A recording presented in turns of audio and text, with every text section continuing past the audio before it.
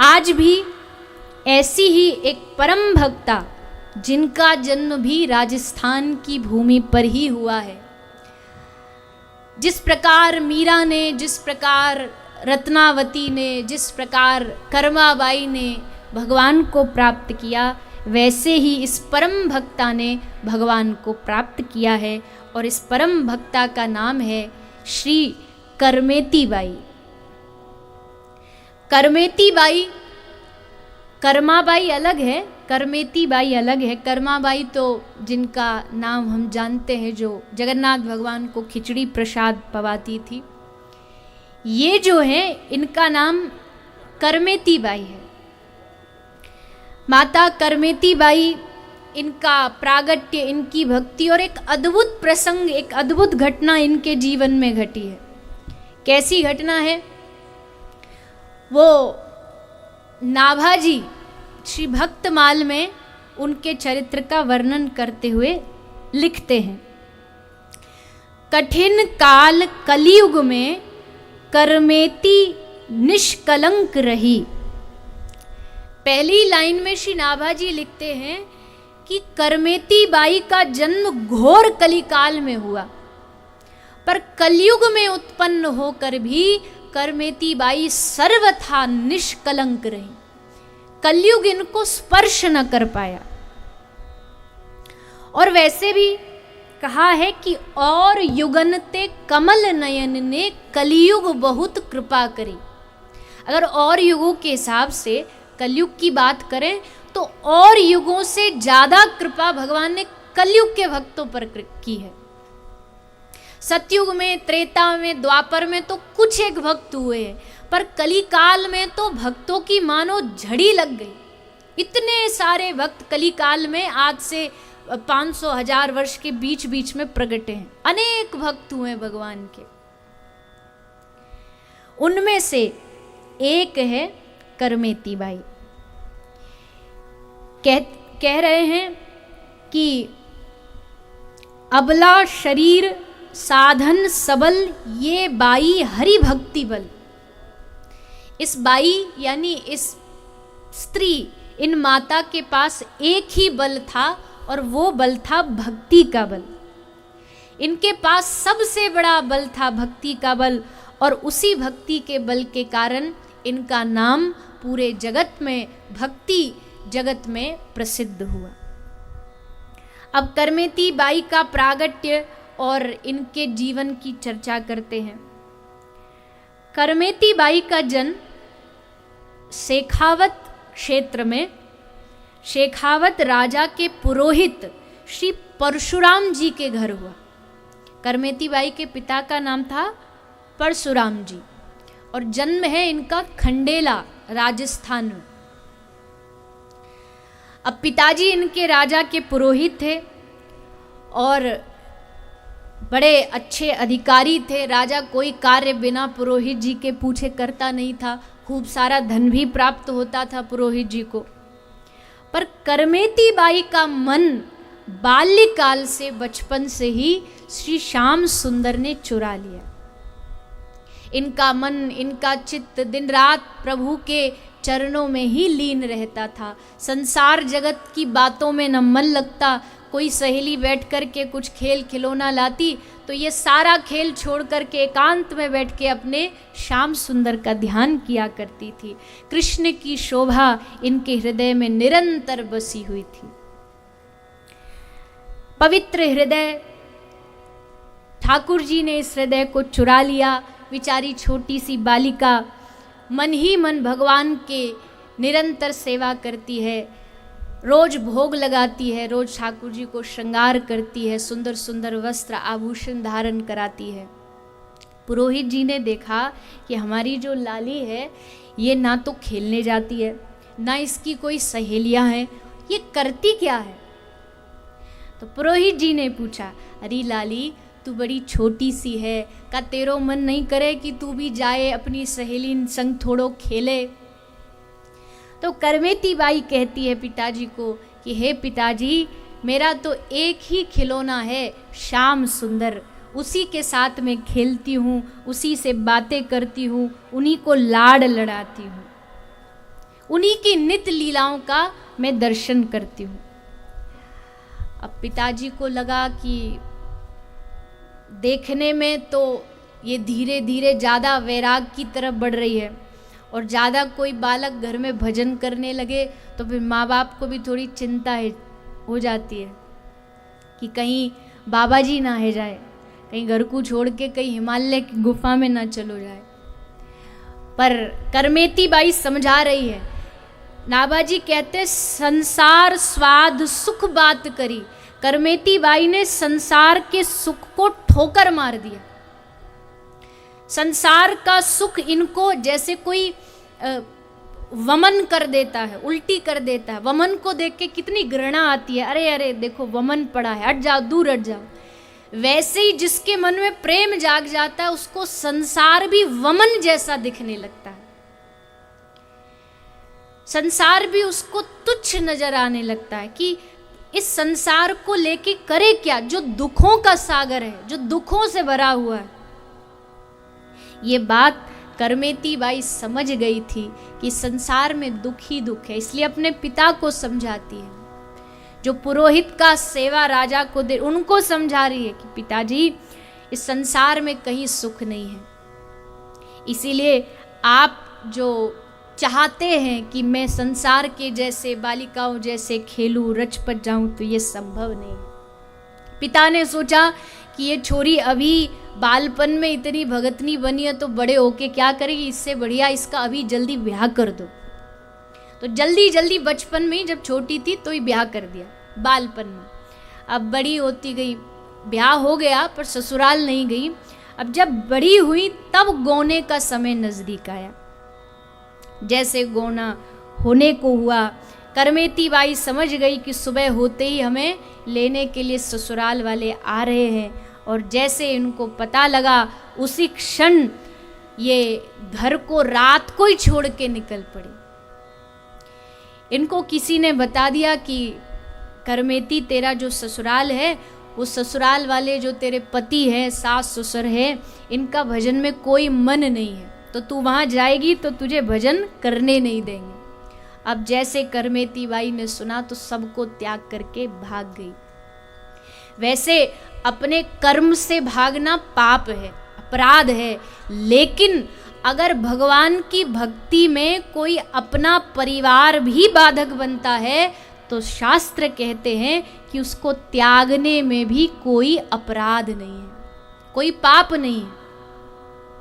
बलि गुरु तज्यो, बलि ने अपने गुरु की आज्ञा को नहीं माना। क्यों? क्योंकि गुरु ने कहा कि वामन भगवान को दान मत दे। अब भगवान की सेवा से जो तुम्हें च्युत करे, उस गुरु की आज्ञा की अवहेलना करने में भी कोई दोष शास्त्रों ने नहीं बताया। प्रहलाद ने अपने पिता की आज्ञा नहीं मानी। क्यों? क्योंकि उन्होंने भगवान की भक्ति से दूर करना चाहा। सूरदास जी कहते हैं, जिनके संग कुमति उपजत है, परत भजन में भंग, तज मन हरि विमुखन को संग। ऐसे लोगों का संग त्याग दो जिनके संग रहने से मन में कुमति, कुबुद्धि उपजती है, गलत भाव मन में जागते। ऐसे लोगों का संग त्याग देना चाहिए। तो करमेती बाई ने सोचा कि इन हार्ड मांस के शरीरों से बने हुए इन संबंधों को, जो मुझे भगवान के स्मरण से विरोध करते हैं, इनका त्याग देना ही परम धर्म है। इन शरीर के हार्ड मांस के पुतलों से क्या मोह रखना। करमेती बाई ने सोचा, यहाँ से निकल के ससुराल अगर पहुँच गई और फिर मुझे वहाँ जाकर के संसार में फंसा लिया गया तो फिर 84 के चक्कर में फंसना पड़ेगा। कितनी अजीब बात है।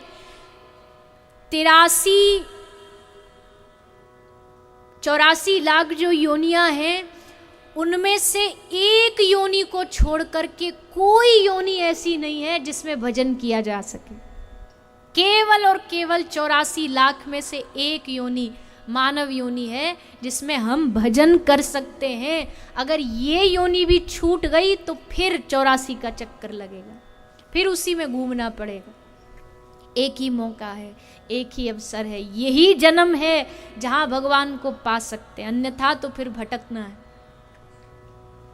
करमेती बाई आधी रात को निकल पड़ी घर से बिना डरे। आज तक कभी घर से निकली नहीं, पर आज निर्भय हो गई। किस बात का निर्भय? इतना मन में डर कैसे निकला? बोले ठाकुर जी साथ थे, ठाकुर जी उसके हृदय में थे, और जिसके हृदय में भगवान हो उसको किस बात का डर। मैं दुनिया में कहीं चली जाऊं, मेरे श्याम सुंदर मेरे संग हैं, ये सोच के करमेती बाई बड़ी आनंदित होकर के घर से निकल पड़ी। आधी रात को घर से निकली थी। अब जैसे निकली, सुबह हुई, और सुबह होकर के जब गोने वाले आ गए तो मैया कमरे में गई, कक्ष में करमेती को देखने, तो पता लगा कि करमेती बाई तो घर से गायब है।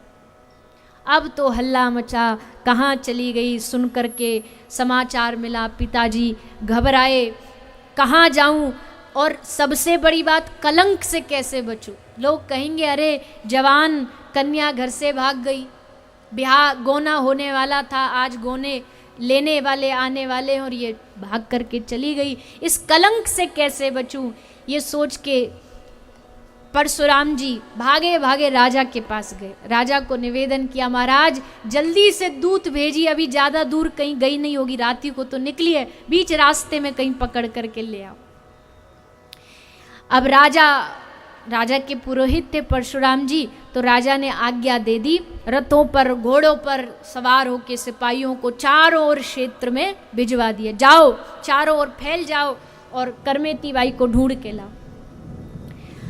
अब तो रथ भागे, घोड़े भागे, सब भाग भाग करके ढूंढ रहे हैं करमेती बाई को। करमेती पैदल पैदल जा रही थी, अचानक से घोड़ों की थाप की आवाज आई, रथों की आवाज आई, तो करमेती समझ गई कि राजा के सिपाही हमें ढूंढने आ रहे हैं। करमेती भाग रही है, कहाँ छुपूं कहाँ छुपूं। अब जो कथा है वो सुनिएगा। भागती भागती कहाँ जाऊं, कौन सा स्थान, कोई भयानक जंगल है, ना कोई कुटिया है, ना कोई आश्रम है, ना घर है, कोई जगह छुपने की नजर नहीं आ रही। लेकिन जैसे ही करमेती बाई आगे बढ़ी तो आगे एक ऊंट का शव पड़ा हुआ था, और शव भी कैसा था, उसके शरीर को अन्य जो वन के प्राणी थे वो भीतर से खा चुके थे, बस शरीर का जो बाहर का हिस्सा था वो बाकी था, अंदर से खोखला कर चुके थे। चारों तरफ दुर्गंध मची थी उस शव की। पर जैसे करमेती बाई ने देखा ऊंट है, इसके भीतर छुपूंगी तो कोई भी सेनानी सिपाही मुझे ढूंढ नहीं पाएगा, ये सोच के करमेती बाई उस ऊंट के शरीर में घुस गई, जो उसका ढांचा था उस ढांचे के भीतर प्रवेश कर गई। सिपाही आए, जैसे देखा अरे बड़ी दुर्गंध है, चलो चलो भागो यहां से। सिपाही चले गए, पर करमेती बाई भय के कारण कि कहीं मुझे पकड़ ना ले और फिर से जाके संसार में न लगा दे, 3 दिन तक लगातार उस ऊंट के उस ढांचे में भीतर बैठी रही। कोई दुर्गंध नहीं आ रही करमेती बाई को। क्यों? क्योंकि करमेती बाई जानती है कि संसार में जो दुर्गंध है उससे अच्छी तो ये दुर्गंध है, कम से कम यहाँ मैं इसमें बच तो पाऊंगी, इससे ज़्यादा दुख दुर्गंध तो मुझे संसार में झेलनी पड़ेगी। इसलिए 3 दिन तक लगातार भूखी प्यासी बस आंखें बंद करके ठाकुर जी के नाम को रटती रटती करमेती बाई उस कंकाल में 3 दिन बिता दिए। नाभाजी लिख रहे हैं, बीते दिन 3 वा करंक ही में संक नहीं, बंक प्रीति रीति ये कैसी करी गाइए, आयो को संग ताही संग गंग तीर आई, ताहा सो अनहाई दे भूषण वन आइए। 3 दिन बाद जब करमेती बाई को लगा कि अब मंत्री गए, सिपाही गए, अब कोई हमें पकड़ नहीं पाएगा, तब उस शव से ढांचे से बाहर आई, चारों तरफ देखा कोई नहीं है, खुश हो गई, आगे बढ़ी तो कुछ लोगों का, भक्त लोगों का, वैष्णवों का एक समूह, यात्रियों का समूह गंगा जी की ओर जा रहा था। तो करमेती बाई भी उसी समूह में मिलकर के गंगा जी के पास पहुंच गई। गंगा स्नान किया। स्नान करने के बाद जो विधि दान पुण्य करना था, जो भी करमेती बाई के पास था, उसका दान पुण्य सब गंगा जी के घाट पर कर दिया। अब करमेती बाई ने सोचा, भगवान को कहाँ ढूंढूं, कहाँ पाऊं भगवान को, कौन सा ऐसा स्थान है जहाँ मिलेंगे। तब याद आया कि संतों के मुख से सुना था भगवान को पाने की एकमात्र भूमि है श्रीधाम वृंदावन, बिहाग। उस वृंदावन धाम की भूमि पर श्री ठाकुर जी घर घर में कोने कोने पर आपको लीला करते हुए नजर आएंगे। उस वृंदावन की भूमि पर जाना चाहिए। तो करमेती बाई जान गई कि इनको पाना है तो श्रीधाम वृंदावन जाना पड़ेगा। बस गंगा के घाट से करमेती की यात्रा आरंभ हुई और करमेती बाई पहुंच गई श्रीधाम वृंदावन। वृंदावन में कहाँ? बोले कोई कुटिया में, आश्रम में रुकी? बोले नहीं, कहीं नहीं, किसी भी वृक्ष के नीचे बैठ जाती और करमेती बाई का पूरा दिन रोते रोते गुजर जाता कि हे श्याम सुंदर आप कहाँ मिलोगे, हे प्रियतम आपको कहाँ ढूंढूं। अब परशुराम जी करमेती बाई के पिताजी, ये करमेती बाई के ब्रिज प्रेम से परिचित थे कि करमेती को ब्रिज से कितना प्रेम है, इसलिए जानते हैं कि ये सीधा वृंदावन ही गई होगी। तो परशुराम जी राजा के कुछ दूतों को, सिपाही को साथ लेकर के ढूंढने के लिए, करमेती बाई को ढूंढने के लिए वृंदावन आ गए। वृंदावन आए, अब कहाँ ढूंढें? वृंदावन के मंदिरों में गए, सब जगह कुटियाओं में, आश्रमों में ढूंढा, पर करमेती बाई तो कहीं दिखाई नहीं पड़ी। तब किसी वैष्णव ने सुझाव दिया कि जो भगवान का प्रेमी होता है ना, वो कहीं किसी लता वृक्ष के नीचे पड़ा पड़ा रोता हुआ ही नजर आता है। तो जाओ, कदम्ब के वृक्ष पर चढ़ जाओ और वहां से खड़े होकर के देखो, किसी वृक्ष के नीचे करमेती बाई नजर आ जाएगी। परशुराम जी गए और श्री परशुराम जी जाकर के एक टीले पर खड़े होकर के चारों तरफ देखने लगे, और जब देखा तो एक बड़े सुंदर स्थान पर, श्री वृंदावन में श्री रंग जी के मंदिर के निकट वो स्थान था, वहाँ एक वृक्ष के नीचे नजर आया बहुत सारे चारों तरफ मयूर, पशु पक्षी, सर्प, बिच्छू, सब चारों ओर से करमेती बाई को घेरे बैठे। और करमेती बाई क्या कर रही है? आंखें बंद हैं और हृदय का जो भाव है, हृदय का जो कृष्ण प्रेम है, वो पिघल कर के नेत्रों से बह रहा है। हृदय का प्रेम नेत्रों से पिघल करके बहता जा रहा है। जैसे करमेती बाई को देखा, पिता भाग करके आए, उतरी के आए, रोए पाए लपटाए गयो, कटी मेरी नाक जग मुख ना दिखाइए, चलो गृहवास करो लोग उपहास मिटे, सासू घर जाओ मत सेवा चित लाइए। परशुराम जी ध्यानस्थ पुत्री को देख करके भाग के आए। करमेती बाई के पास लगभग 2 घंटे तक बैठे रहे। करमेती बाई को कुछ नहीं पता कि कौन आसपास बैठा है, सांप बिच्छू है कि पिताजी है। वो बस हा कृष्ण, हा कृष्ण, हा श्याम सुंदर कह के पुकार रही है। तभी पिता ने जोर से पकड़ के करमेती बाई को हिलाया और करमेती बाई के चरणों में गिर पड़े। कहा कि कही कटी नाक, हे बेटी मैं राज पुरोहित हूँ, राजा का पुरोहित हूँ, मेरी सारी प्रतिष्ठा धूल में मिल गई। तुम इस घोर निर्जन वन में अकेली पड़ी हो, लोग क्या क्या कह रहे हैं तुम्हारे बारे में। आज तुमने मेरे वंश की नाक कटवा दी। तब करमेती ने क्या कहा? करमेती कहती है, कही तुम कटी नाक कटे जो पे होए कहू, नाक एक भक्ति नाक लोक में ना पाइए, बरस 50 लगे विषय ही में वास कियो, तो ना उदास भय चबे को चबाइए। करमेती कह रही है, आपने कहा कि मेरी नाक कट गई, अरे पिताजी नाक होती तब तो कटती। नाक माने प्रतिष्ठा, प्रतिष्ठा धूमिल हो गई।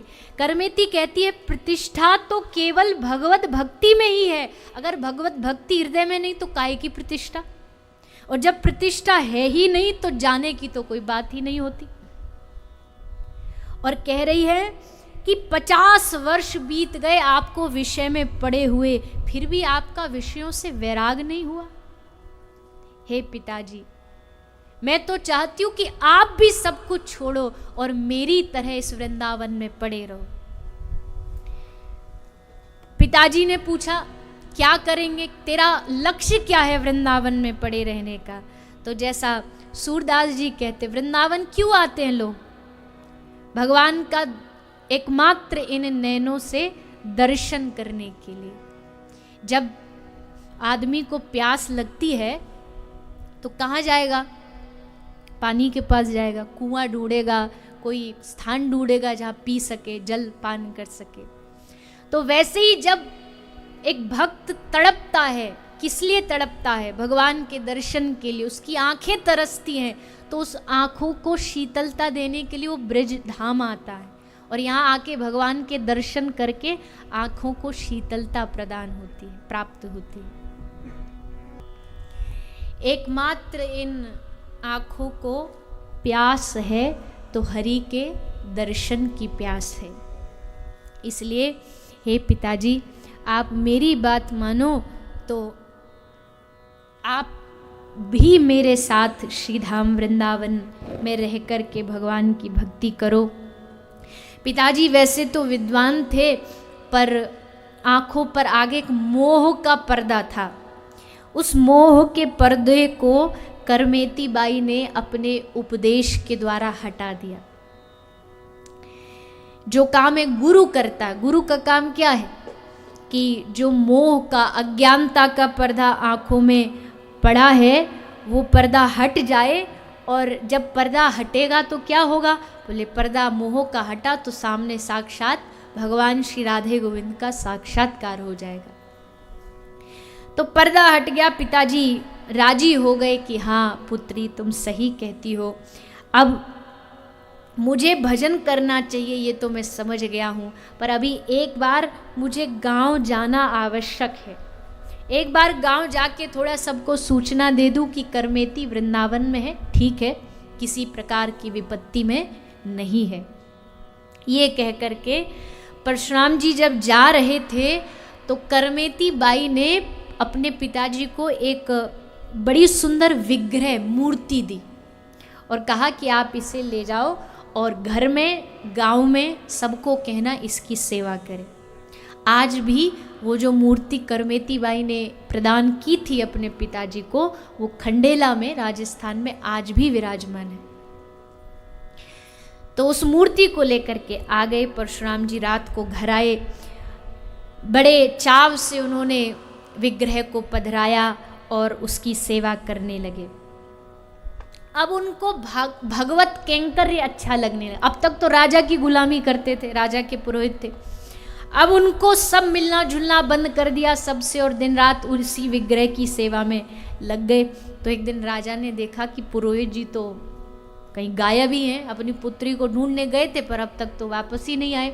तो मंत्री को भेजा, पता करके आओ और अगर मिल जाएं तो उनसे कहना राजा ने बुलाया। अब सारे मंत्री आए, आकर के पूछा पंडित जी कहाँ हैं, तो बताए पंडित जी भीतर सेवा कर रहे हैं। मंत्री जी गए, बोले पंडित जी आपको राजा जी ने बुलाया है। वो भगवत सेवा में संलग्न थे। तो क्या कहा परशुराम जी ने? मंत्रियों को कहा कि कह देना अपने राजा जी को कि अब मैं उनका दास नहीं हूं, अब मैं अपने ठाकुर का दास बन गया। अब मैं उनका चरण सेवक बन गया हूँ। बस अब मेरा एक ही लक्ष्य है कि मैं भजन करूं और भजन करके भगवान को प्राप्त करूं।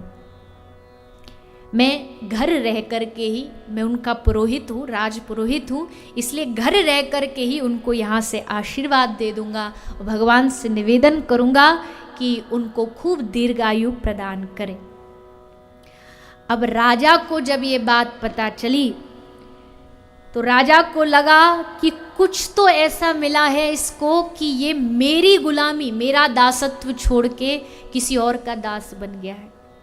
राजा भगवत भक्त था तो उसने निर्णय किया कि मैं आकर के स्वयं राजा पुरोहित से मिलने आ गए। देखी निरप प्रीति रीति पूछी सब बात कही, नैनन अश्रुपात वह रंगी श्याम रंग में। राजा ने पूछा पुरोहित को कि आप तो बेटी को ढूंढने गए थे, कहाँ है बेटी? तो कहा नैन अश्रुपात वह रंगी श्याम रंग में। हे राजा जी, अब मेरी बेटी संसार के योग्य नहीं रही, अब वो ठाकुर की हो गई है। और जो भगवान का हो जाता ना, फिर वो संसार का बनने लायक ही नहीं रहता। संसारियों जैसा व्यवहार ही उसको खत्म हो जाए। संसारियों का व्यवहार, कोई घर में आए तो उससे इज्जत से पेश आइए, उसके साथ थोड़ा बैठ के बातें करिए, उसकी कुशलता पूछिए, कुछ खाइए पिलाइए। पर प्रेमी की बात तो निराली होती है, वो तो एक अलग ही दुनिया में रहता, कौन आया कौन गया उसे पता ही नहीं होता। उससे आप सामाजिक व्यवहार निभाने के लिए कहोगे तो हाथ खड़े कर देगा, हमसे नहीं होने वाला। मैंने स्वयं ने देखे हैं ऐसे भक्तों को, आंखों से देखा है। उनको पता ही नहीं उनके चारों तरफ हो कौन क्या रहा है, कौन आया कौन गया, कुछ भानी ही नहीं। उनसे कितना कहा जाए कि भैया थोड़ा सा संसार के नियम भी निभा लीजिए, पर बस में ही नहीं है, क्या करें। कहते हैं कि होता ही नहीं है, चाहते हैं पर निभता नहीं है। तो राजा बड़ा खुश हुआ, प्रसन्न हुआ कि मेरे पुरोहित की पुत्री इतनी बड़ी भक्ता हुई है। राजा ने कहा, हे पुरोहित जी, अगर आप आज्ञा दें तो मैं खुद एक बार वृंदावन जाके करमेती का दर्शन करना चाहता हूँ। तो पुरोहित जी ने आज्ञा दे दी कि ठीक है, आप वृंदावन चले जाओ। कहाँ मिलेगी करमेती बाई? यमुना के किसी घाट पर पड़ी होगी, वहीं जा कर के देख लेना, दर्शन हो जाएगा। राजा चल पड़ा, वृंदावन आया और वही सच हुआ कि वृंदावन आके यमुना के घाट पर घायल पड़ी थी करमेती और बस मुख से कृष्ण कृष्ण कृष्ण का उच्चारण कर रही थी, नेत्रों से अश्रु बह रहे थे। और करमेती का स्वरूप कुछ और ही था, मानो कोई प्रकाश पुंज बैठा हो, प्रकाश निकल रहा हो। भक्त का जो मुखमंडल होता है ना, उसमें एक अलग ही प्रकाश होता है, भक्ति का प्रकाश होता है वो। कई महापुरुष देखे हैं, खाते कुछ नहीं, भोजन कुछ नहीं, भोजन अगर आप उनका देखेंगे तो कुछ भी नहीं, पर उनके चेहरे का प्रकाश देखो तो ऐसे लगता कितना बढ़िया माल खाते होंगे, कितने चेहरे पर तेज प्रकाश। वो माल का तेज नहीं होता, वो भक्ति का तेज होता है, भक्ति का प्रकाश शरीर से झलकता है। जब कई लोग मुझसे प्रश्न करते ना आके कि वास्तविक संत आज के ज़माने में कौन है, कैसे पहचाने, तो मुझे बड़ी हंसी आती है। अरे गुण तो बाद की बात है, जो सच्चा महापुरुष होता है ना, उसका चेहरा बता देता है कि इसके जीवन में कितनी भक्ति। केवल दर्शन बता देता है कि इसके जीवन में खूब भजन है, खूब भगवान की भक्ति है। तो राजा ने देखा करमेती यमुना के किनारे पर पड़ी है, निवेदन किया, करमेती को हाथ जोड़ के निवेदन किया, हे देवी, मेरा राज्य सूना हो गया है तुम्हारे बिना। ये तो मेरा सद्भाग्य है कि मेरे राज्य में तुम जैसी भक्ता प्रकट हुई है। अब चल कर के उस राज्य को सनाथ कर दो। पर करमेती ने हाथ जोड़ के निवेदन किया, हे राजन, ये प्रेम की भूमि ऐसी है ना, यहाँ जो एक बार आ जाए वहाँ से वापस मुड़ना फिर संभव नहीं। मीरा जब द्वारिका पहुँची तो पूरा मेड़ता गया मीरा को लेने के लिए। जब मीरा थी मेड़ता में, चित्तौड़ में, तो खूब सताया मीरा को। लेकिन जब मीरा चित्तौड़ से निकल गई तो चित्तौड़ धीरे धीरे धीरे विनाश की ओर बढ़ने लगा। राजा मारे गए, धीरे धीरे राज्य नष्ट होता गया। तो किसी बड़े बुजुर्ग ने कहा कि ये जो नाश हो रहा है ना, ये चित्तौड़ का ये इसलिए हो रहा है क्योंकि मीरा यहाँ से चली गई। मीरा को वापस लाओ, मीरा वापस आएगी तब जा करके इस राज्य का भाग्योदय होगा। तो पूरे चित्तौड़ के लोग मीरा को लाने के लिए वापस द्वारिका पहुंच गए। खूब निवेदन किया मीरा को, चलो वापस चलो। मीरा ने भी वही उत्तर दिया, मैं वहां पहुंच चुकी हूं जहां से वापस आना संभव नहीं है। किंतु लोगों ने खूब निवेदन किया, नहीं मीरा चलना पड़ेगा। हमने सुना भक्त तो दयालु होते हैं, करुणा से भरे होते हैं। चित्तौड़ मिट जाएगा मीरा अगर तू वापस नहीं गई। तब मीरा ने कहा था कि ठीक है, अगर इतना आग्रह कर रहे हो मैं चलूंगी, पर पहले भगवान से, द्वारिकानाथ से आज्ञा लूंगी। अगर इन्होंने आज्ञा दे दी तो साथ चलूंगी। ठीक है चलो, हम मंदिर के बाहर बैठे, तुम जाओ अंदर और आज्ञा लेके द्वारिकानाथ से आ जाओ।